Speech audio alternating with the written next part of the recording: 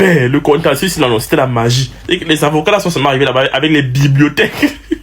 C'était comme le film porno, c'est-à-dire que même sans mettre le volume, tu comprends tout ce qui se passe. Et à lui là, Léonard, c'est quoi, Onana, ou c'était Léon Onana, bref, il est parti dire là-bas que il veut qu'on mette son nom, on allait pour Paul Biya. Le pâtissier a dit que, répète un peu ce que tu dis. Tu dis quoi? Il dit que je suis jeune. Je veux que vous mettez mon nom, vous allez pour Paul Biya. Le pâtissier a dit que va t'asseoir. Il est parti s'asseoir. En ce temps, il s'attire mal. Lui, depuis qu'on a dit que personne n'entre, personne ne sort, le gars est nerveux. Il cherche à négocier pour partir. Lui veut seulement quitter le pays. Tu pars où? Personne ne bouge avant le 12 octobre. En ce temps, maintenant, il y a votre référé. Où il est là. En fait, son esprit n'est pas encore actualisé. Il ne comprend pas ce qui se passe. Parce que c'est tellement brusque dans sa tête. Hein? Il y a encore, il mangeait de bâton avec des bordels en boîte de nuit. Sa voix est même partie. Aujourd'hui, il arrive là au milieu des intellectuels, des ministres. Les choses vont tellement vite que il s'est pas rendu compte à quel moment on a rejeté sa candidature. À ce temps, maintenant, il y a l'autre, Moïse Kamto. Lui, il marche le jujube parce qu'il a compris que cette histoire-ci, c'est spirituel. Le contentieux, là, non, c'est pas seulement physique. Même spirituellement, les gars sont en contentieux là-bas dedans. Il ne comprend pas que les attaques viennent de partout. Entre de Mourinec qui dit que non, c'est maintenant Yebga, le président du Manidem. Maintenant, Yebga, comme on dit que c'est lui le président du Manidem, il prend la grosse tête, il dit à Moïse Kamto que Moïse Kamto n'est pas du Manidem, que s'il veut parler, moi, il doit sa carte.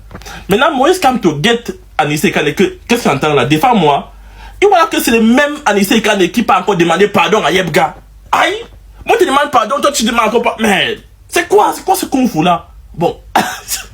Les gars chopent le jujube. Bref, Mayu, tu vois ce qui se passe avec tes beaux yeux de la nuit.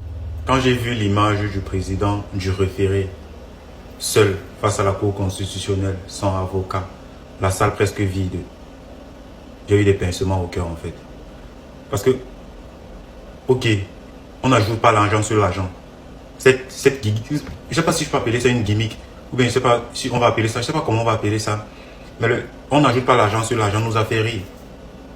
Mais au-delà de ça, quand on a fini de rire et qu'on écoute ce papa, parce que les uns et les autres oublient, c'est un père d'enfant. On oublie qu'il ne revendique que ce que lui, de son point de vue, est légitime. Il a rendu des services et il espère être payé. Aujourd'hui, on s'est tous moqués, en fait, à la limite de son accoutrement.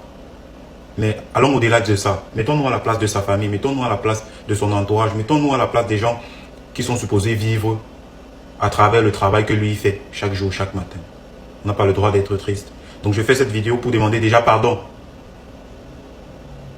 au président du référé. Et au-delà du pardon, je fais cette vidéo pour lui apporter mon soutien. Pour lui témoigner combien de fois nous on compatit à sa douleur et on comprend son réel désagrément.